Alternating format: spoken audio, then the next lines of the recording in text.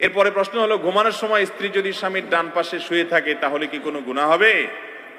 ভাই, স্ত্রী ডান পাশে শোবে স্বামীর, না বাম পাশে শোবে, না দোতলা খাটে শোবে, না খাটের নিচে শোবে, এটা তাদের একান্ত ব্যাপার।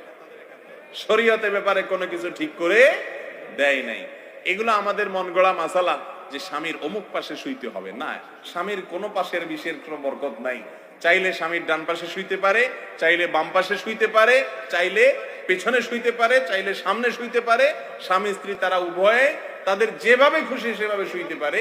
কোন নির্দিষ্ট পাশে শোয়ার কোন নির্দেশ কোরআন হাদিসে দেয় নাই। এসব মাসালা আমরা বানায় নিছি। মহিলাদের বিরুদ্ধে মাসালা দেওয়ার ব্যাপারে আমরা বড় পটু।